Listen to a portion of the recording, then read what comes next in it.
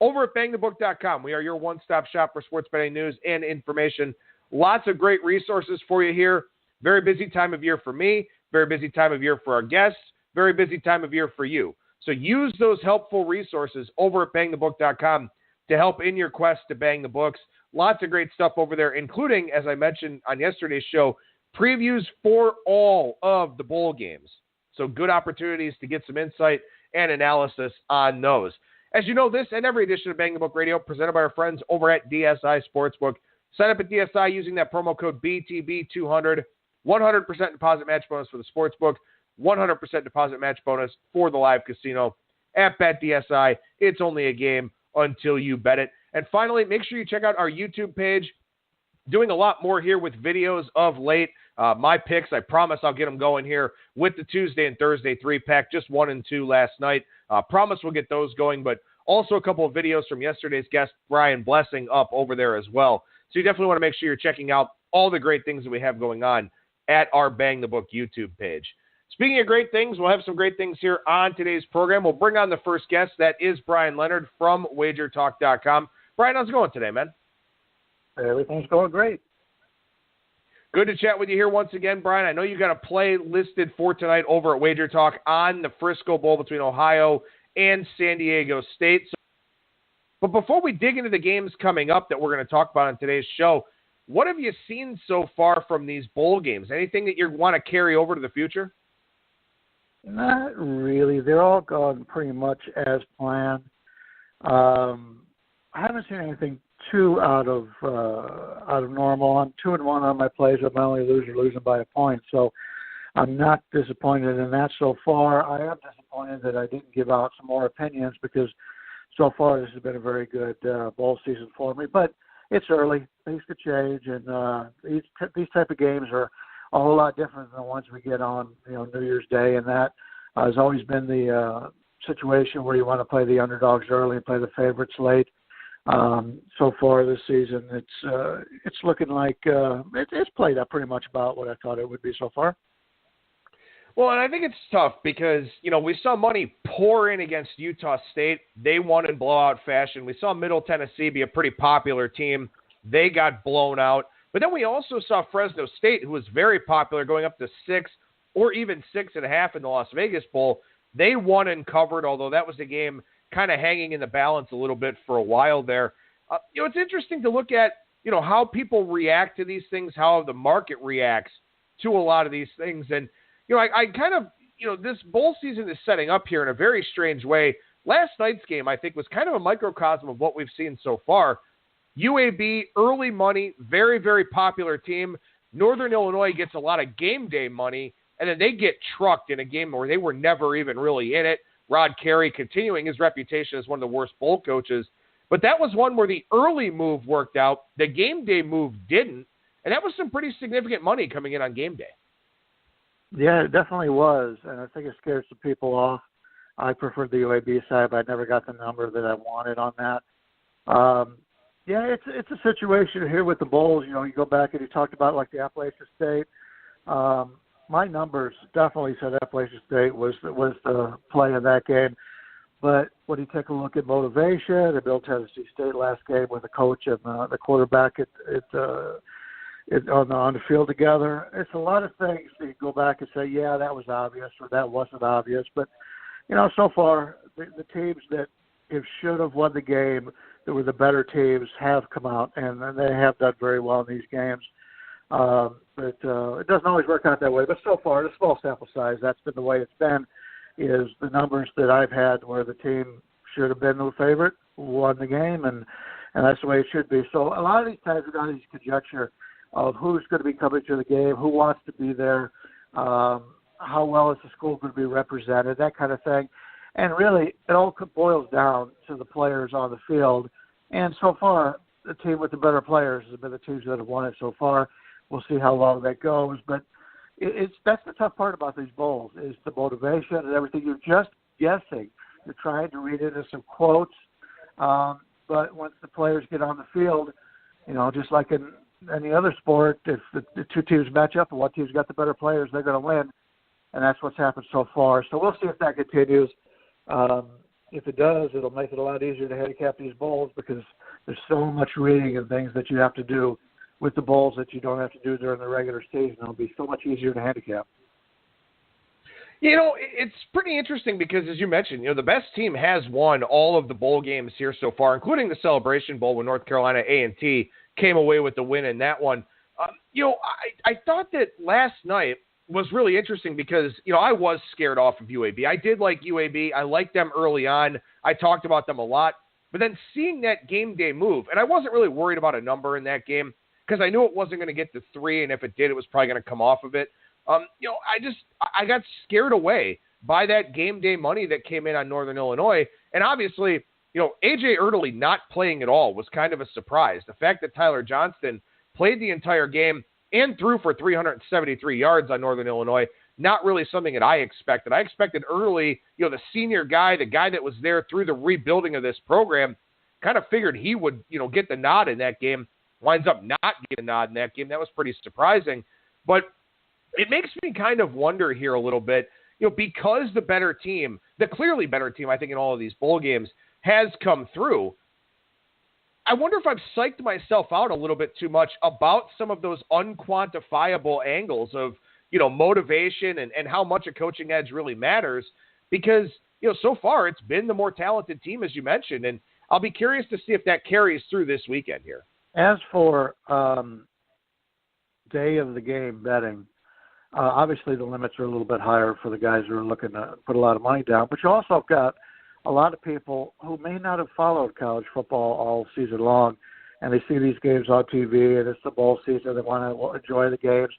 So you've probably got a pretty good amount of uneducated money coming in on these games.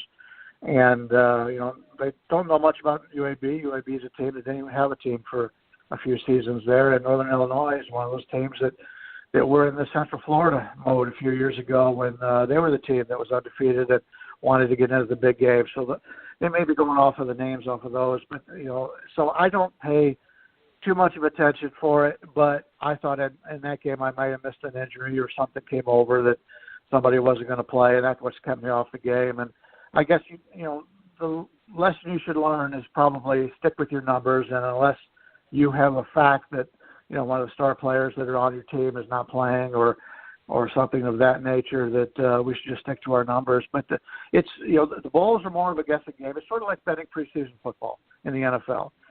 You can get good bets down on preseason football, good quality bets if you know what you're doing. But unless you're following the games yourself really closely and know why the line is moving, then you're doing yourself a disfavor. You've got to be able to be right in the trenches and know why that line moved. And that was one of those where I didn't know why the line was moving. I couldn't figure it out. I thought UAB was the side, but it's coming in to trust your numbers and doing what you've done all season long, and hopefully it works out for you. Well, that's the thing. I mean, it's a crisis of confidence thing, too. I mentioned in the intro that we've been doing videos, and the picks haven't been doing great, and so I've kind of psyched myself out on a few things here of late, and that's the balance that all of us have to achieve as handicappers, realizing that, if we've had success with this long-term, we've got to stick with what we've been doing. You want to adapt, you want to adjust, but you don't want to reinvent the wheel here. And you also want to make sure you're playing your edges where you have them, because over the long term, those edges should play out for you. That was one last night that I missed, and hopefully I don't scare myself off of any other games here this weekend. But let's go down to Tampa for the Gasparilla Bowl between Marshall and South Florida. Marshall, 2.5 with extra juice, or 3 across the board here against South Florida. The Bulls at home, playing in their home stadium here, not getting any respect whatsoever. And I don't think they deserve it. The way that they finished the season, they lose their last 5 games, Houston, Tulane, Cincinnati, Temple, UCF. But you look over their entire schedule, that's probably the best teams that they played on the season, other than maybe Georgia Tech in Game 2, and they actually won that game 49-38. But they played a very easy schedule. Other than that, they played Illinois, East Carolina, Massachusetts, Tulsa, Connecticut. So they were going all season long playing the weaklings, and they were looking good. And, of course, South Florida's had a lot of success the last few years, winning 10 and 11 games the prior 2 seasons. So a lot of people thought it was the same South Florida team. But once they went up against some competition, it fell by the wayside as the team just could not get any offense going against those other teams, other than the Houston game that they did score 36, but they allowed 57. So if you're at USF right now, every good team you've played this year, other than the Georgia Tech, you haven't won against. Now you're going up against a Marshall team, and Coach Doug Holliday, who's just been tremendous in bowl games. He's one of those games that you want to bet on, or coaches that you want to bet on in bowl games. In fact, you go back, that's last 2, 3, 4, 5. The last six times they've gone to bowl games, they've won all those against the spread. He's been very good in the bowls, and Marshall has had a very good team this year. I made a pretty good amount of money on Marshall. And then you look back, their last game was against Virginia Tech, a game that Virginia Tech needed, Marshall didn't need, and they lose that game 41-20. So I expect a real good effort out of Marshall here. I haven't pulled the trigger on it yet, but I think Marshall's the right side here, and I missed the best number on it, but of course you're going to do that as you go through all these games. You got to give them a little bit more time to spend on it. Unless you're going out just shooting the numbers as soon as the lines come out, you're not always going to get the best numbers. But this is a team where I think the wrong team is favored here. I like Marshall. Well, you look at this one, South Florida, you mentioned that game against Georgia Tech. 2 kick return touchdowns for South Florida. They got outgained 602 to 426, gave up 7.4 yards per carry, 419 rushing yards in that game. So even that win for South Florida doesn't look particularly impressive. As we said, South Florida getting 2.5 or 3 here at home. So obviously their home field advantage virtually non-existent here in this game as a home underdog in the bowl. And we talked about this earlier on in the week here. One of the things about going to a bowl game, one of the most alluring parts of it for these players, seeing something different. For South Florida, this is just status quo. And again, I mentioned this game on Monday here on the show. I will probably be looking to play South Florida under next year. I don't think they will go to a bowl game. I don't think Charlie Strong is that good of a head coach. Schedule is a little bit tougher next year, including a trip to Georgia Tech with revenge on their minds. I think South Florida is I think this is a program that's going to start going downhill. I mean, this year, early on, they took advantage of the schedule, but they lost Quentin Flowers. They lost both of their running backs, lost an NFL wide receiver. We started to see that attrition take hold late in the year. I think it steps up another level next year. So I think South Florida is a fade team here and a fade team going into next year. Well, you talked about the reward if you get to go to a bowl game. You get to stay home. Now, who wants to do that? I don't care what bowl game you're going to. Any bowl game is better than having to stay home. These kids, they're young kids. They don't get to travel a whole lot. A chance to get away with their teammates and have a good time. I don't care where you go. If you're going to, I'm not thinking against Shreveport or any of those other teams, other cities down south and the lower south, but that's a lot better than being home. And that's at least in Hawaii, they have the advantage because the other team is going to Hawaii and they're going to enjoy the game and enjoy the atmosphere of that. So Hawaii has got a better chance to win. But in this case, I'm not sure that's the greatest thing for that team. And I prefer if I was a player, I prefer to go anywhere other than being at home for your game. The only good thing is it's around the holidays. You get to stay home for the holidays. But I don't know how much it is when you're not living at home. You're in college and you're off with your friends. I think it's more important to bond with your teammates in a different city. All right, let's go to the Bahamas Bowl here Friday afternoon. FIU and Toledo. 4.5 painted just about market wide now. So it's been a steady stream of FIU money here in this game. You and I were talking about this one before the show. This is one where you and I are both on the same page here. Yeah, I think the wrong team is favored. Florida International has been the better team all season long. Toledo, we followed them, and, we just spoke about it a few minutes ago. I think this is the worst Toledo team that I can remember. You got to go all the way back to 2009 when they go 5-7. That I could think of a team that was this bad. They've shown glimpses of being good. They went 4 of their last 5 games, but they played Western Michigan when Western Michigan was just starting to fail. And we saw that team in the bowl. They weren't very good. Ball State. They lose to Northern Illinois, who's fighting for the conference championship, and then finish the season with Kent State and Central Michigan. So here we've got another situation where the team looked really good against bad competition, and now they go up against a Florida International team who I think is better than everybody they've played, probably including Northern Illinois the last half of the season. So Toledo's a team that I faded a lot this year, and I'm looking to fade them again here. And Florida International, I just talked about how good Marshall played. They lose that game to Marshall at home only by 3. Then they've had some other games where they've played. Obviously when you're playing in these weaker conferences, when they step up against the big boys, it's a big deal. But when they're playing each other, when you get your Sun Belts and you get your Conference USAs and your MACs, for the most part, unless it's an elite team, they're all pretty much equal. So I really have a hard time figuring out why Toledo was considered to be the favorite in this game.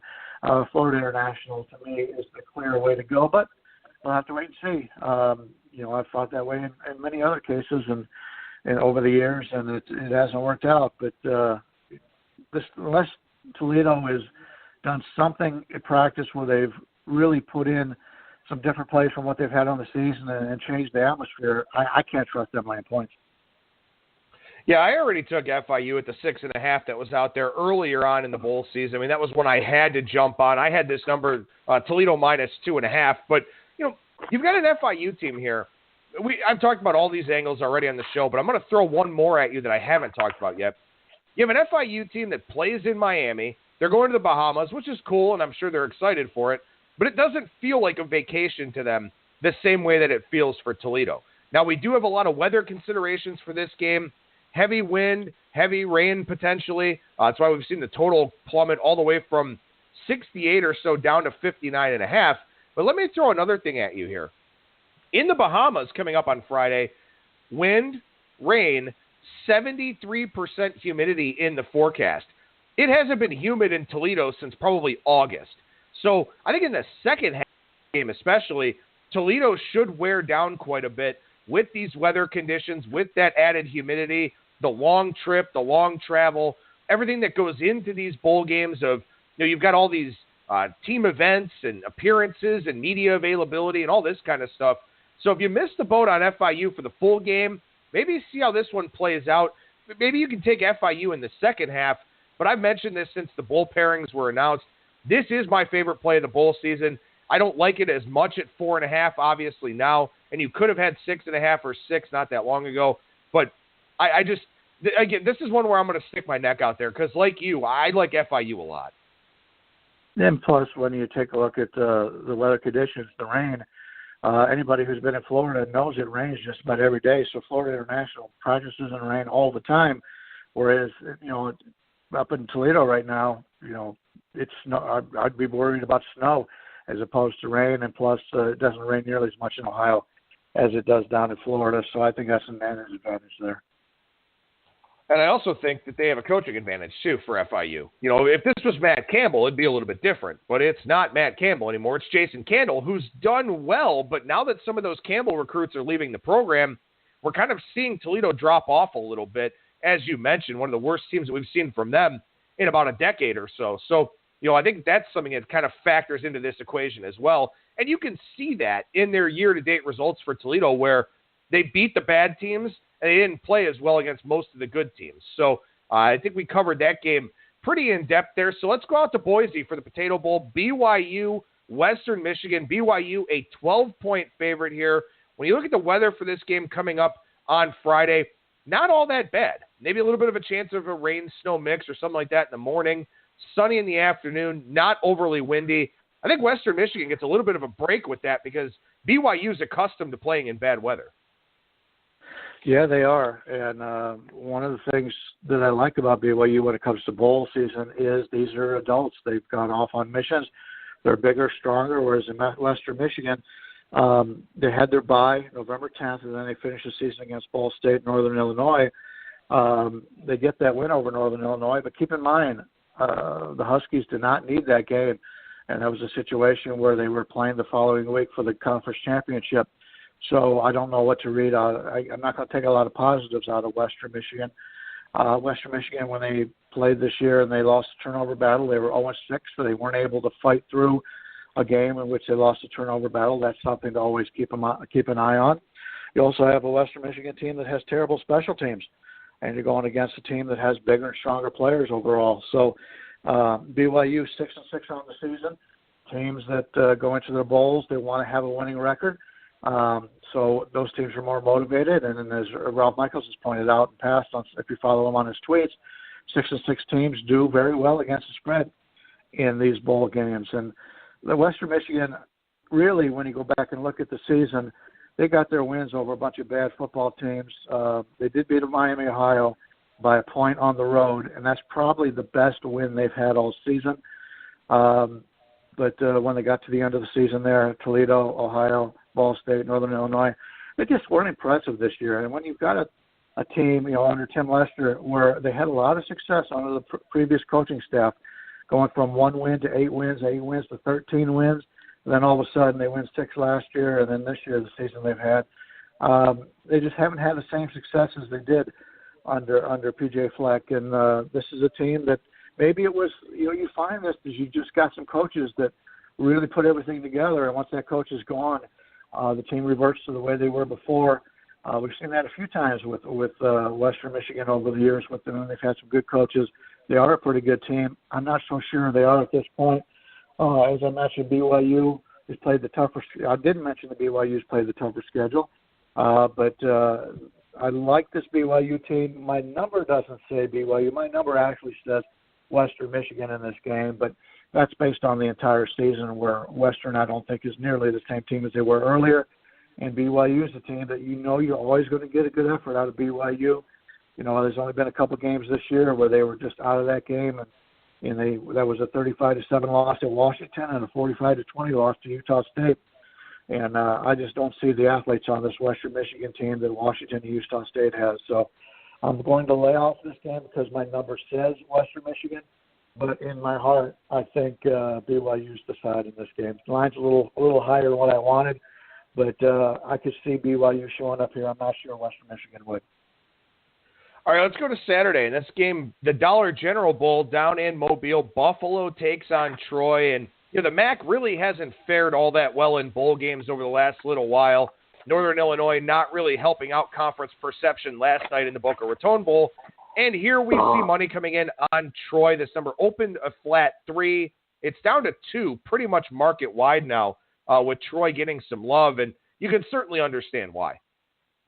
Yeah, I mentioned this earlier before we got on air about, the MAC has never had a good bowl record. They're one of the teams that people just line up to bet against.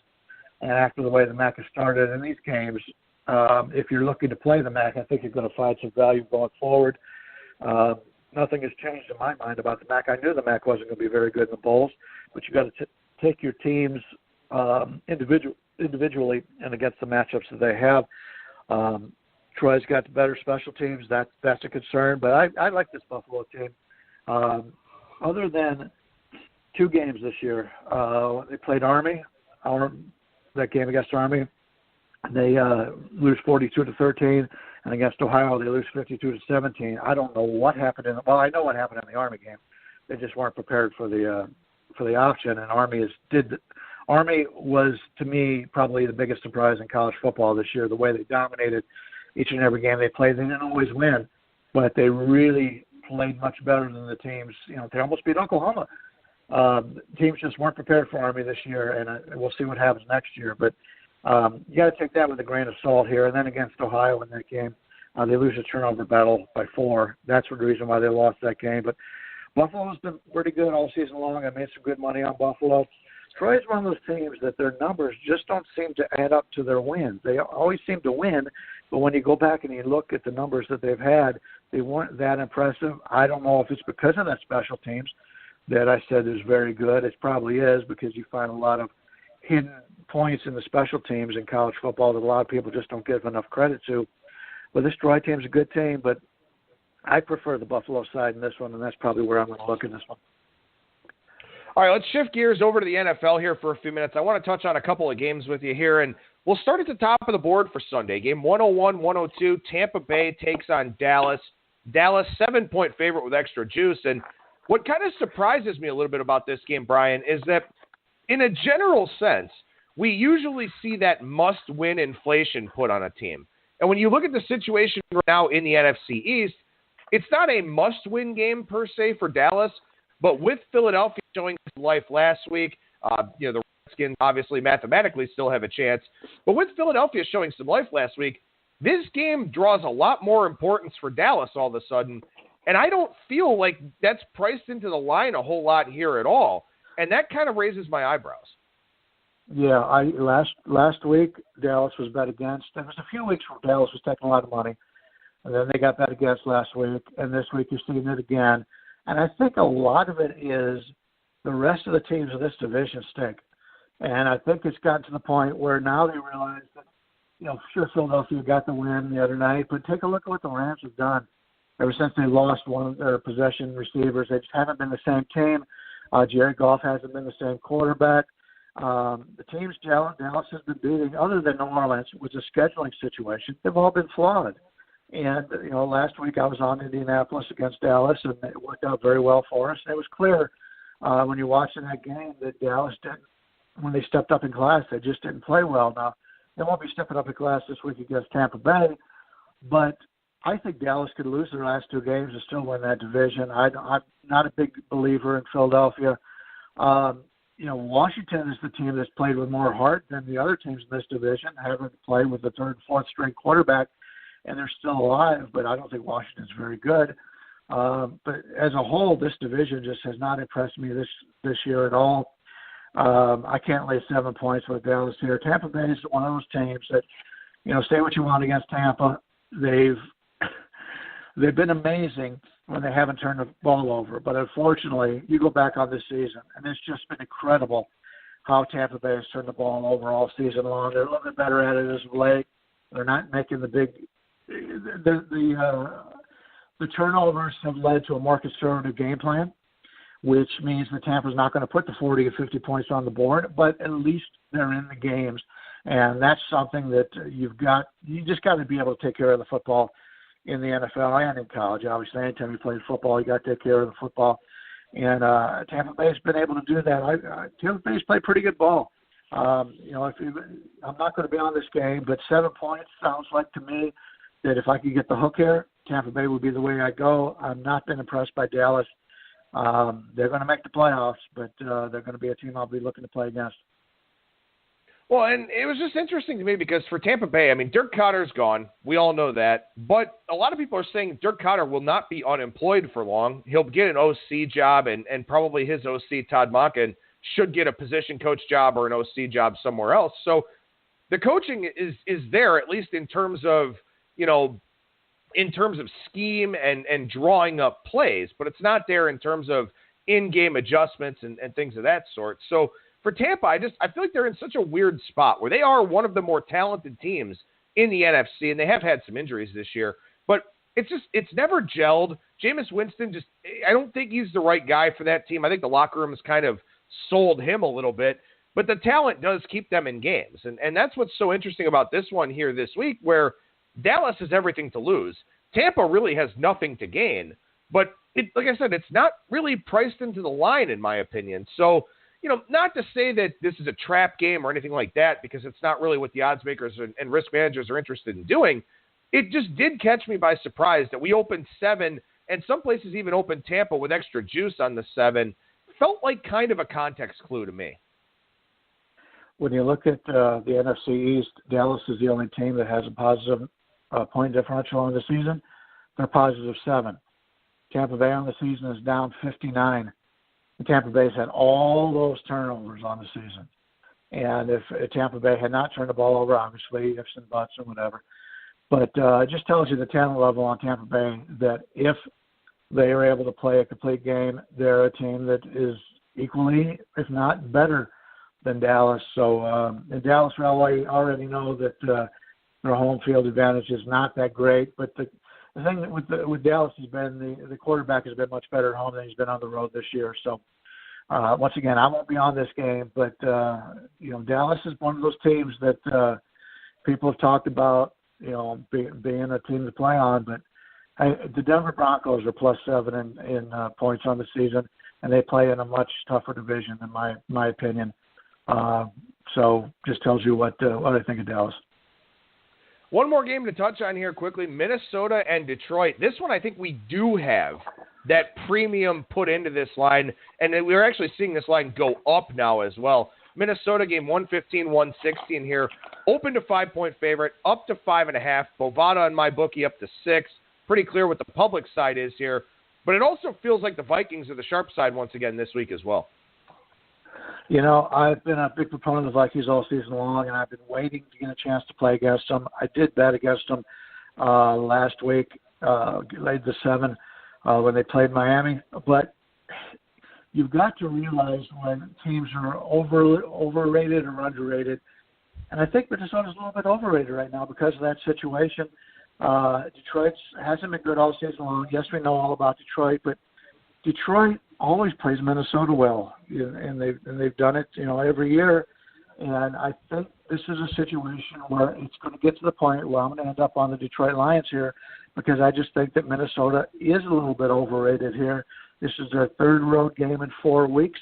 They played New England. We went back and talked about it weeks ago when they had to bye. They came out and played their 2 most important games of the season at Chicago and Green Bay. Then they played New England Patriots. Then they played Seattle on Monday Night Football. Then they finally got a game in which they dropped down in level and got to play Miami last week at home. But now they're back at it again. They play Detroit, and then they end the season playing Chicago next week. And even though Chicago's not going to need the game, the Bears would love to see the Minnesota out of the playoffs. So it wouldn't surprise me if the Bears play a lot of the starters in that game. But, for this one right here, I just think Minnesota is just a little bit overrated. Sure, the spot says Minnesota. This is a team that you would think obviously needs the game, but the public thinks that Minnesota's on the rise. I'm not so sure about it. They're only up 15 net points on the season. I expected a lot better out of that from them. Detroit's down 49, so you got 64-point differential in division there at this point of the season. What is that, maybe 3-4 points a game? And Detroit gets to play at home against Minnesota here. I think the line's a little bit overinflated here. I'm hoping it continues to go up, and I'll be on the Detroit Lions. Bryan Leonard, professional handicapper over at wagertalk.com. What's going on over there right now? Heading in to do videos today. Got the crew back in again, covering more games, more bowl games, more NFL games. Pretty soon, I'm assuming we're going to start talking about some other, obviously when the bowl games end, we'll be talking more basketball and some other things. But we've got some really good handicappers in hockey and soccer on the team, so hopefully we can go in and cover some of those. We've picked up Sports Memo. Sports Memo has been around for years, and we've bought out Sports Memo. A lot of my friends, a lot of great handicappers over there, and they have a daily hockey show with a couple of Sports Memo guys along with the Prez at Wager Talk. So a lot of good, exciting things happening with our site. And, with Washington, D.C. now having sports betting, it seems like every state is now coming in with more sports betting, which means there's need more products. There's more people out there that are going to be searching out for shows like yourself, shows like yours and ours, and hopefully we can make some people some winners that have never really been into sports before. So it's a pretty exciting time for all of us. Bryan Leonard is working and find over at wagertalk.com and on Twitter at BLeonardSports. Bryan, appreciate your time as always, sir. Merry Christmas, happy holidays to you and yours, and we'll talk to you again next week. Very much to you, same thing, and to everybody out there. Appreciate it. Thank you.